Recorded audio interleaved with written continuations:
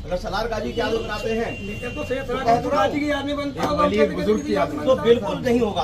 जो चीज है सच्चे वो तो इसीलिए कह रहा हूँ किसी लुटेरे की भाई सच वो लुटेरा था। सच को छुपा नहीं जा सकता। नहीं, ये नहीं छुपा सकते ना, ये चीज नहीं छुपा सकते हैं। नेजा सैयदराम मकसूद गाजी की याद नहीं बनता। तो याद रखिएगा। और तो वह ये भी बता दूं, इतिहास गवाह है कि वह महमूद गजनवी का सेनापति था।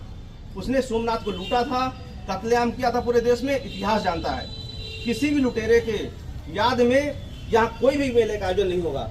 अगर किसी ने यह अवैध कृत्य करने की कोशिश की, कठोर कार्रवाई होगी, आप निश्चिंत रहिएगा।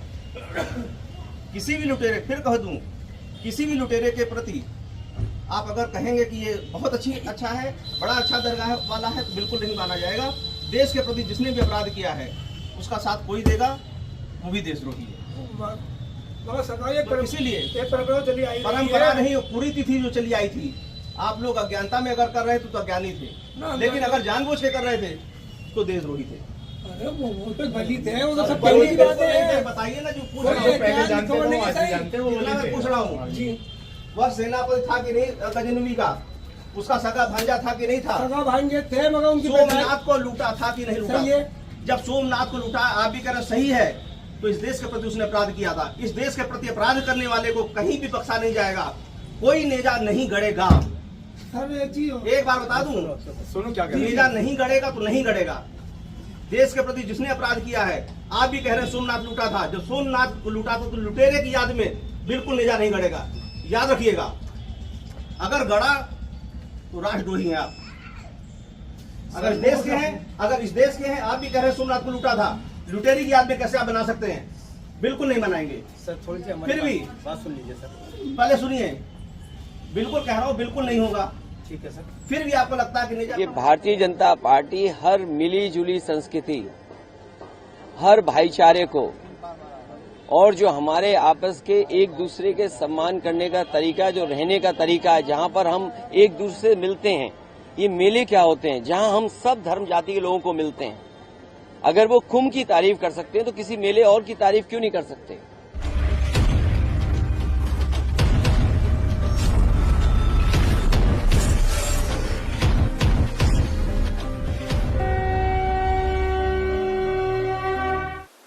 नमस्कार, राम राम। आप लोगों ने सुना, वो संभल एसपी थे जो मेला इंतजामिया कमेटी के लोगों को यह कह रहे थे कि भारत में किसी लुटेरे आताताई का महिमा मंडन नहीं होगा। और उसी के बारे में अखिलेश यादव यह कह रहे थे कि अगर कुंभ का महिमा मंडन हो सकता है तो नाजी मेले का क्यों नहीं। जिस भाईचारा, मिलीजुली सभ्यता, संस्कृति की बात कर रहे थे अखिलेश यादव, आज उसको लेकर के जो मैं खबर आप लोगों को बताने जा रहा हूं, वह थोड़ा हटके है, अलग है। और यह सामाजिक और ऐतिहासिक दृष्टिकोण से बहुत ही महत्वपूर्ण खबर है। इसलिए वीडियो को अंत तक देखिएगा, क्योंकि बात समझनी है तो पूरी सुननी पड़ेगी। संभल में एक मेला लगता है, और वह मेला वहां लगता है जिसको सलार गाजी के मजार के रूप में देखा जाता है, और वहां हर साल एक मेला लगता है। अब सलार गाजी के मजार के रूप में उसे क्यों देखा जाता है, इसको मैं आप लोगों को आगे बताऊंगा। बहुत ही महत्वपूर्ण जानकारी है यह। पहले हम लोग यह जानते हैं कि सलार गाजी था कौन। सलार गाजी मोहम्मद गजनी का भांजा था, और यह उसकी सेना में एक कमांडर था। उसका एक बहुत अच्छा सिपह सालार था। मोहम्मद गजनी ने जब पहली बार भारत पर आक्रमण किया तो सलार गाजी उस समय 17 साढ़े 17 साल की उम्र का था, और वह भी साथ में आया था। सोमनाथ को लूटने के बाद सलार गाजी संभल की तरफ बढ़ा। संभल को इसने जीता। वहां एक क्षत्रिय राजा हुआ करते थे, उनको इसने हराया और उस पर कब्जा किया। वहां से आगे बढ़ा तो यह बहराइच जब पहुंचा तो आप लोगों ने सुहेल देव का नाम सुना होगा। एक उत्तर प्रदेश में सुहेल देव नाम से एक पार्टी भी है, राजनीतिक पार्टी भी है। सुहेल देव जी से इसकी लड़ाई हुई, और सुहेल देव जी से लड़ाई में सलार गाजी घायल हो गया। बाद में यह 72 हुरों को प्यारा हो गया।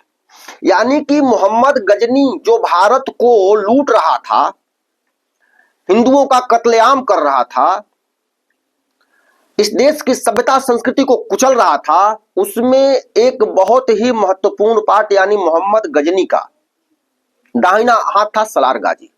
जब सलार गाजी बहराइच में मारा गया तो उसकी उम्र उस समय 19 साल के आसपास थी। सलार गाजी को बहराइच में ही दफना दिया गया। वेदों में बहराइच को गंधर्व वेद के नाम से जाना जाता है, इस तरह का उल्लेख मिलता है। वह जो जहां उसको दफनाया गया उसके आसपास एक सूर्य कुंड हुआ करता था कुछ दूर पर, लेकिन सपा सरकार में उस सूर्य कुंड को लगभग ढक दिया गया और उसको भी सलार गाजी की जो कब्र थी उसमें मिला दिया गया मोटा मोटी सपा सरकार में। वहां हिंदुओं का आना जाना लगभग एक तरह से खत्म होने के कगार पर कर दिया गया। अब जो सलार गाजी है, आप उस इकोसिस्टम को समझिए। यह एक लुटेरा, आतंकवादी, आताताई, हत्यारा कैसे सूफी संत बन गया। सलार गाजी की मौत 1034 ईस्वी में हुई थी, 1250 ईस्वी में, और 1034 से 1250 तक करीब 200-250 साल बीत गए। जो जनरेशन उस टाइम थी वो खत्म हो गई। अब 3-4 पीढ़ी बाद वाली जनरेशन आ गई। तो मैं जो बताने जा रहा हूं उस इकोसिस्टम को समझिए आप। वह इकोसिस्टम, आप जो हम इकोसिस्टम का नाम सुनते हैं कि ये काम कर रहा है, ये आज से नहीं काम कर रहा है इकोसिस्टम। ये इकोसिस्टम 1250 से में भी था। इसका उदाहरण मैं आपको देने जा रहा हूं। 1250 में उस कब्र को, उस हत्यारे की कब्र को मजार का रूप दे दिया गया और यह प्रचारित कर दिया गया। वहां गेट वोट बना करके उस पर लिख दिया गया कि सूफी संत सलार गाजी, यानी सलार गाजी एक सूफी संत बन गया और वहां मेला वाला लगने लगा। उस समय का इकोसिस्टम समझिए। उस हत्यारे को सूफी बना दिया गया। फिर 3-4 पीढ़ी बीत गई तो हिंदुओं को बताया गया कि यह बहुत बड़ा सूफी संत था। इसने तो हिंदू मुस्लिम भाईचारा की बात की, इसने भारतीय सभ्यता संस्कृति को बहुत जीवंत किया, बहुत सुरक्षा किया।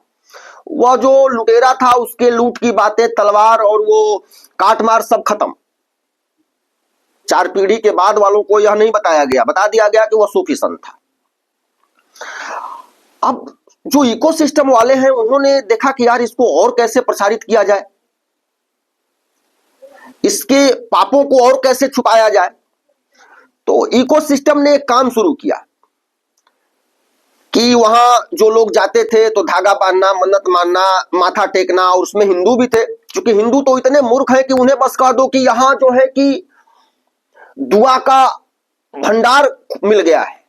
उन मूर्खों को बस दुआ का भंडार चाहिए। बस इनके दिमाग में है कि हम जाएं और दुआ में हमको रुपया पैसा पता नहीं क्या क्या मिल जाए, कर्म नहीं करना है। इन कायरों को एक तरह से हिंदू कायरता की ओर बढ़ते जा रहा है।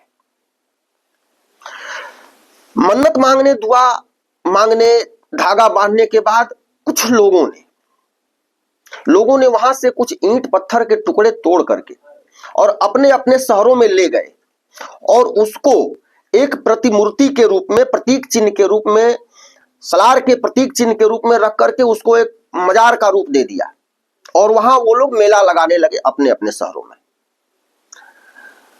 आप सोच रहे होंगे कि 1, 2, 4, 10, 20, 50, 100 ऐसे कितने जगह हैं जहां सलार के नाम पर मेला लगता है।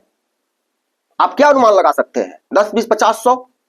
पूरे उत्तर प्रदेश में 1900 जगहों पर सलार के नाम पर मेले लगते हैं। आप इस इकोसिस्टम की जो बात हम कर रहे हैं, वह इकोसिस्टम किस तरह से काम करता है आप इसको समझ सकते हैं। 1900 जगहों पर यूपी में सलार के नाम पर मेला लगता है। जो सलार हत्यारा था, जो भारत को लूटने वाला था, जो हिंदुओं का हत्यारा था, उस सलार के नाम पर। और उस मेले में जैसा कि आप लोगों ने सुना, इंतजामिया कमेटी वाले जो खान साहब हैं वो संभल एसपी को बता रहे थे कि यहां तो मुसलमानों से ज्यादा हिंदू आते हैं और हिंदू वहां जाकर के उस मेले को सजाते हैं, उसको बनाते हैं और उस मेले में जाकर के उसके मजार पर, उस अपने हत्यारे के मजार पर माथा टेकते हैं। यानी हिंदुओं को तो इससे मतलब है ही नहीं कि यह पूर्व में क्या रहा है। इकोसिस्टम ने उनको बता दिया कि फलां आदमी कह रहा है सलार गाजी तो सूफी संत था। अब सूफी संत हो गया वो। करने की कोशिश की, पर आज डिबेट वगैरह, टीवी डिबेट वगैरह में आज भी ऐसे हिंदू मिल रहे हैं जो डिबेट में तर्क दे रहे हैं किसी भी लुटेरे के कि मोहम्मद गजनी तो सोमनाथ पर आक्रमण लूटने के लिए नहीं करता था, वाला है, वो तो वहां जब महिलाओं का उत्पीड़न होता था तो वह हमला करता था, उसको सुधारने के लिए यह हिंदू कहते हुए मिल जाएंगे। यह इकोसिस्टम है। परंपरा नहीं, वो पूरी तिथि जो चली आई थी, तब भी ऐसे हिंदू रहे होंगे जो उसको सूफी कह के प्रचारित कर रहे होंगे, जानबूझ के कर रहे थे। क्योंकि लालच तो इनके खून में घुसा हुआ है।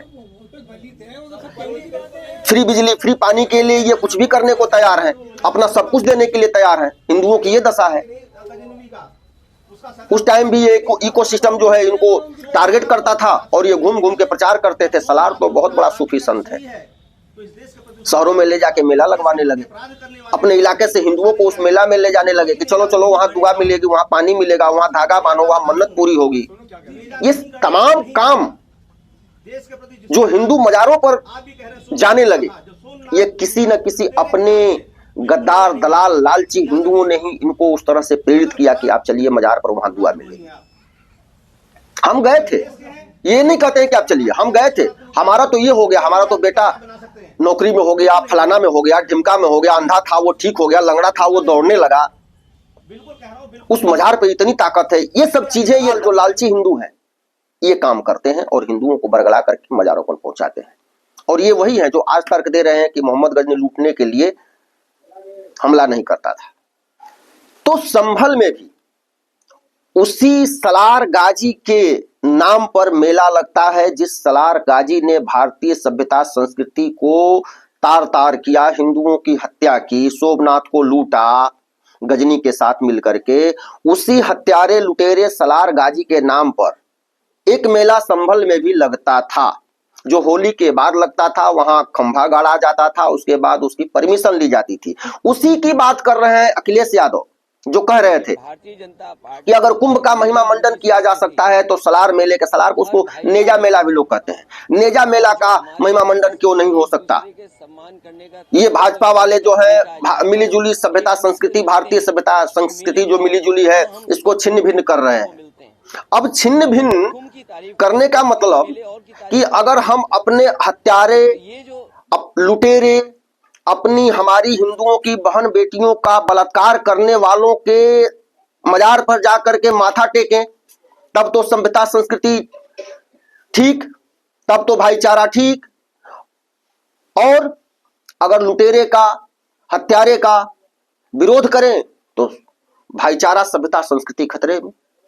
ये भाईचारा, ये सभ्यता संस्कृति खतरे में जानी ही चाहिए, क्योंकि लुटेरे का, हत्यारे का महिमा मंडन करना, उसके कब्र पर जाकर के माथा टेकना, यह पाप ही नहीं महापाप है। यह अपने साथ धोखा है, अपने आने वाली पीढ़ियों के साथ धोखा है। और अखिलेश यादव की ये मिलीजुली सभ्यता संस्कृति, इसी को लेकर के जो खान साहब इंतजामिया कमेटी वाले हैं, खान साहब कह रहे हैं ये बहुत दिन से एसपी साहब मेला लगता है, यहाँ तो मुसलमानों से ज्यादा हिंदू आते हैं। भाई हिंदुओं को बताया ही नहीं गया कि यहाँ जो जा रहे हो ये क्या है। उनको तो बता दिया गया कि सूफी संत है। और हिंदू सहिष्णुता की बात करते हैं लोग। अरे यार, तुमने एक लुटेरे को सूफी बना दिया, और हिंदू चाहे वो किसी भी मजहब का हो, अगर उसे तुम अच्छा बता दोगे या वह अच्छा होगा तो हिंदू उसका सम्मान करेगा। यह उदाहरण है कि तुमने एक लुटेरे को सूफी बता दिया।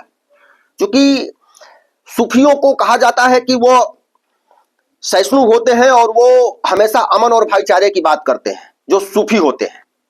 और तुमने उस हत्यारे को सूफी बता दिया तो हिंदुओं ने उसमें अमन चैन देख लिया और उसको भी सम्मान दे रहे हैं आज कितने सालों से हिंदू। और सहिष्णुता की बात होती है तो कहा जाता है कि हिंदू सहिष्णु नहीं है, असहिष्णु होता जा रहा है, देश में असहिष्णुता बढ़ रही है। अरे हिंदू अपने आप में सहिष्णुता का प्रमाण है, लेकिन सहिष्णु होने का मतलब यह नहीं है कि हम अपने हत्यारे, अपने बहन बेटियों के साथ बलात्कार करने वाले, इस देश को लूटने वाले के सामने जाके मत्था टेके, उसके मजार, उसके कब्र पर चादर चढ़ाए। यह बहुत बड़ा पाप है। आप समझिए कि जो 1250 में इकोसिस्टम बना, उसका हम लोग एक बाल भी नहीं तोड़ पाए हैं, उसका जरा सा भी हम लोग कुछ अभी नहीं बिगाड़ पाए हैं। वह इकोसिस्टम और मजबूत होते हुए आज और मजबूत हो गया है। जो इकोसिस्टम 1250 में जिस उस हत्यारे सलार को एक सूफी घोषित कर दिया, वह इकोसिस्टम आज भी काम कर रहा है। बस हमने राजनीतिक तौर पर ये जो वोटिंग पैटर्न है इसमें कुछ सफलता पाई है, वो भी 2014 से हमने कुछ सफलता पाई है। 2024 में आते आते उसमें भी हम चूक गए। 1250 से 2014 तक इस इकोसिस्टम का हम राजनीतिक रूप से भी कुछ नहीं बिगाड़ पाए थे। 2014 में राजनीतिक रूप से भी अगर कुछ हम तोड़ पाए हैं इसका, 2014 में, उससे पहले उसमें भी हम सफल नहीं थे। ये ऐसा इकोसिस्टम है। और इस देश की सभ्यता, संस्कृति, अपने धर्म को, इस देश को सुरक्षित करना है तो इस इकोसिस्टम की कमर तोड़नी होगी, इस विचारधारा की कमर तोड़नी होगी। संभल एसपी ने जो बात कही कि इस देश में किसी लुटेरे हत्यारे का महिमा मंडन नहीं हो सकता, उसके नाम पर मेला नहीं लग सकता, यह हर गली, हर शहर, हर मोहल्ले, देश के हर कोने में इसके लिए जब आंदोलन होगा, इसका विरोध होगा कि ऐसा नहीं होने दिया जाएगा, तब जाके यह विचारधारा, इसकी कमर टूटेगी। क्योंकि सरकार जब तक आप मांग नहीं करेंगे, जब तक आप इसके विरोध में घर से बाहर नहीं निकलेंगे, जब तक यह मसला गंभीर नहीं बनाएंगे, तब तक सरकार इस पर कोई एक्शन नहीं लेगी। संभल में सलार के मेले को लेकर के जब हिंदुओं ने विरोध किया, तब प्रशासन ने कहा कि नहीं, यहां मेला नहीं लगेगा। आप विरोध नहीं करेंगे, प्रशासन कुछ नहीं कर पाएगा, सरकार कुछ नहीं कर पाएगी। इसलिए इनकी अगर कमर तोड़नी है तो इस भरोसे बैठे रहना कि सरकार है वह जानती है, सरकार जानती होगी। आप इसको ढूंढिए, आप इसको खोजिए, कौन कैसा था, फिर उसका विरोध करिए। इस देश में औरंगजेब का, इस देश में सलार का अगर महिमा मंडन होगा और उसके बाद उस पर भाईचारा का दुहाई दिया जाएगा, तो आपको इसका विरोध करना होगा। क्योंकि भाईचारा औरंगजेब का महिमा मंडन करके, सलार जैसे हत्यारे का महिमा मंडन करके भाईचारा नहीं चल सकता, और ऐसे भाईचारे की कोई जरूरत भी नहीं है। संभल अपेक्षा से ज्यादा कर रहा है। संभल के हिंदुओं ने जो ताकत दिखाई है और यूपी सरकार ने जिस तरह से इन हत्यारे लुटेरों के प्रति एक्शन की तैयारी की है, इसको अगर आगे बढ़ाना है, अपना खोया हुआ गौरव पाना है, तो हिंदुओं को एकजुट होकर के केवल वोट देने के लिए ही नहीं, हर उस काम में एकजुट होकर के घर से बाहर निकलना होगा जिससे इस देश की सभ्यता, संस्कृति को चिढ़ाया जाता हो। सलार जैसे लोगों के नाम पर मेला लगा करके 100 करोड़ हिंदुओं को चिढ़ाना है और इसे रोकना होगा। बहुत बहुत धन्यवाद। टिप्पणी जरूर आप लोग करिए, वीडियो पसंद आए तो लाइक और शेयर करिए, चैनल को अधिक से अधिक लोगों से आप लोग सब्सक्राइब करवाइए, लोगों को प्रेरित करिए। फिर मिलते हैं अगले वीडियो में। जय हिंद, राम राम।